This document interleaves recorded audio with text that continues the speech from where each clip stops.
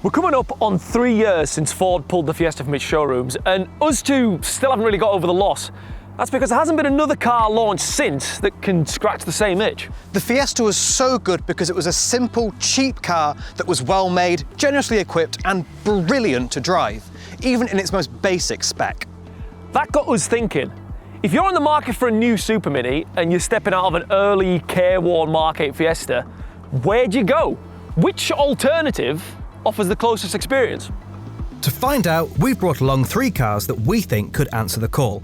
First up is the Suzuki Swift. It's light, it's efficient, and it's surprisingly good fun to drive. The safety score isn't amazing, but you're fine so long as you don't crash. Then we've got what was probably the Fiesta's closest rival in the handling stakes, the SEAT Ibiza. It's the oldest car here, having been on sale since 2017, but SEAT has just updated it for 2026, so it now looks a bit fresher than its rivals. Finally, we have the Renault Clio. It was never quite as fun to drive as a Fiesta, but it was good enough in other areas, such as its massive boot and screamingly affordable price, to demand your attention. To find out which one's worthy of the Fiesta's crown, we're going to subject them to a series of tests, starting with the most important one, what they like to drive.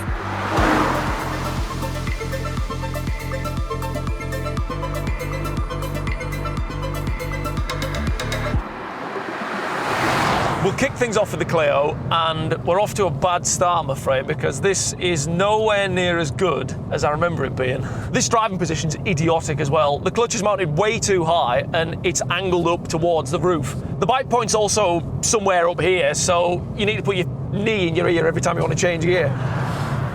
And then there's the gearbox. It feels like it came out of a van. The distance between first and second is just comical. They're in 2 different postcodes. It does have quite soft suspension though. Yeah. It's quite floaty and French, which is good for a really bad road we get in the UK. Yeah. I would say it's probably the most comfortable car here. Yeah, I reckon you're on the money there. The trouble is that's had the knock-on effect of making it the least dynamic.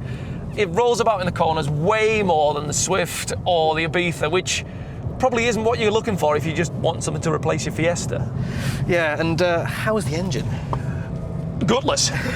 It's got 90 horsepower and 116 newton meters of torque, which means you have to absolutely thrash it just to keep up with traffic.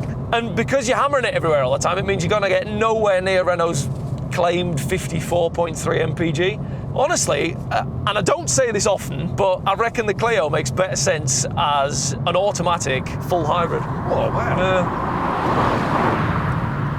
This is a lot more like it. The gear change is so much better than the Clio's, the clutch is in a sensible position, the steering is really responsive, and this driving position is lovely. It's almost sporty.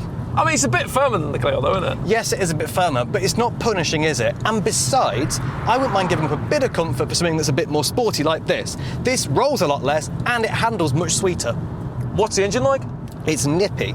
This might be a base spec, but you still get 95 horsepower and a really healthy 175 newton meters of torque. And this latter figure is 59 more than the Clio and 63 more than the Swift, which means in the real world, this is a lot quicker. You can join a motorway quite comfortably in 4th gear, as opposed to having to absolutely scream it in 2nd like you do in the Clio and the Swift.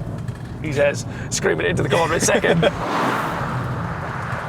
It is, however, the least efficient of the 3. We've been getting about 40 miles per gallon from this, which is less than the other 2. I guess that's the price you pay for this extra performance. This little thing's hilarious. It's got absolutely no power. Honestly, it's completely gutless, and that just means you can drive it about everywhere with your foot welded to the firewall. And because it's a mild hybrid and it weighs about as much as a freshly hatched baby bird, I can't make it do less than 50 mpg. This manual gearbox is a lot better than the Clio's as well. It's way sharper, and the clutch is just a lot better. It's a better weight, and it's much easier to use because it isn't up here. And if that isn't enough, I reckon the Swift's got the best steering of the 3.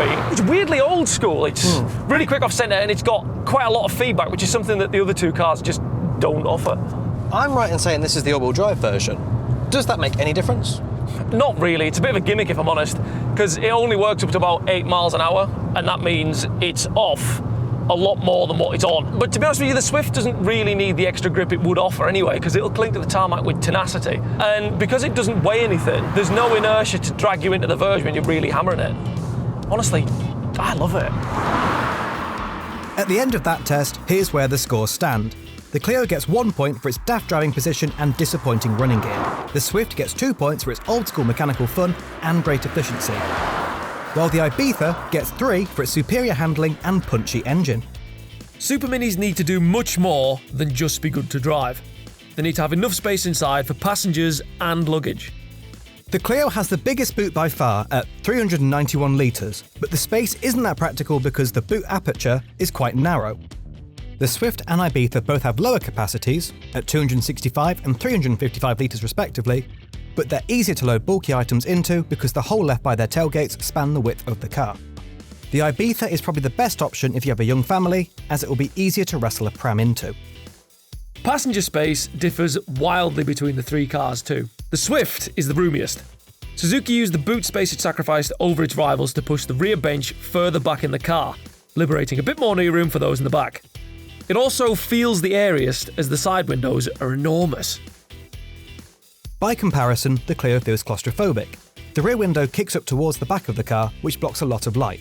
Plus, that massive boot eats into passenger space, which leaves the Clio with the least amount of knee room of the three. The Ibiza sits somewhere between the two extremes. Just before we move on, I want to touch on an often overlooked aspect of practicality. Cabin, storage, bins. The Clios are frustrating to use as they're not particularly big.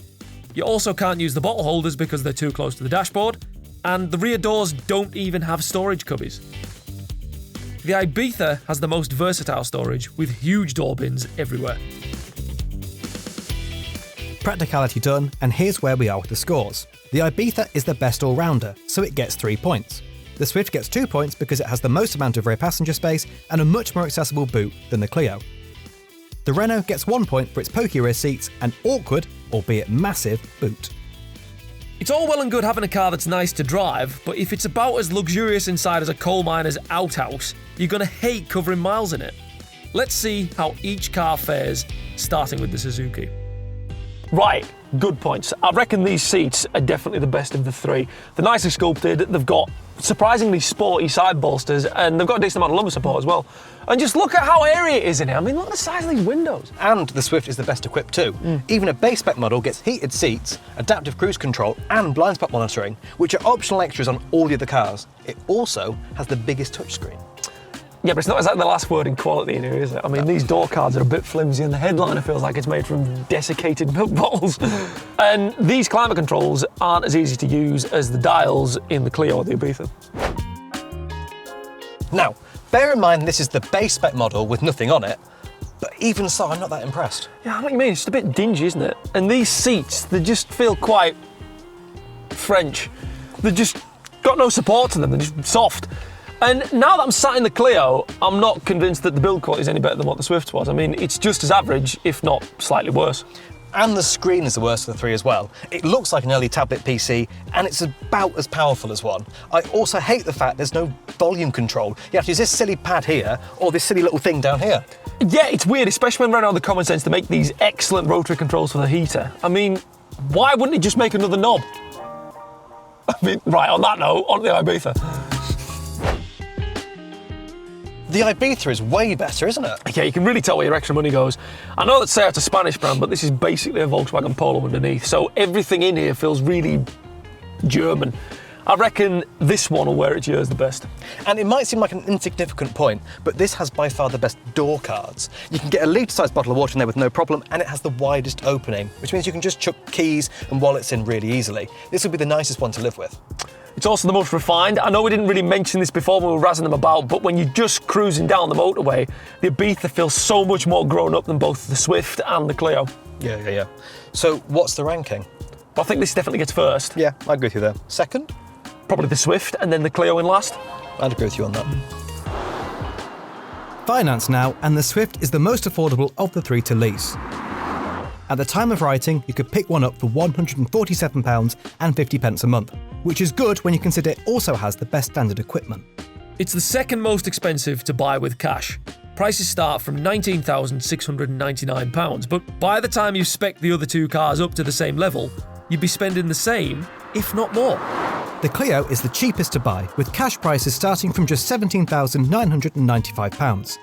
But now that we've tested it alongside its peers, we reckon it feels the cheapest.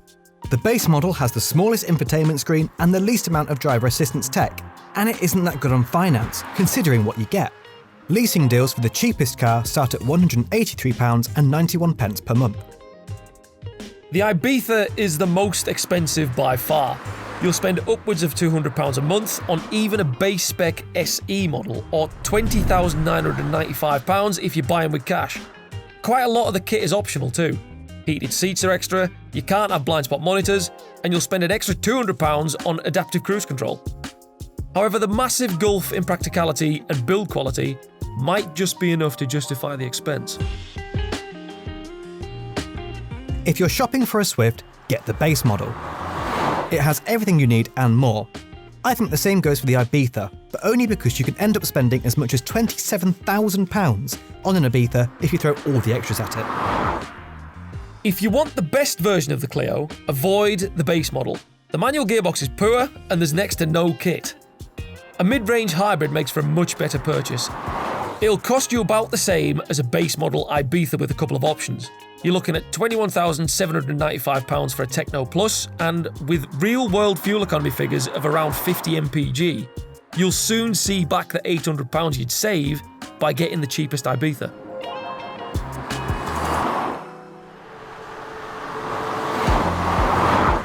At the start of this video, we set out to find a successor to the much-missed Ford Fiesta. And after a lot of testing, I think we've got a verdict. It's been quite a close run race, but the Clio is definitely the weakest option of the three, as even though it's the most affordable and it has the biggest boot, it's let down by the fact that it's not that fun to drive and the base model hasn't got that much equipment on it. The Suzuki Swift gets second place for its hilarious driving experience, generous equipment levels, and unrelenting efficiency.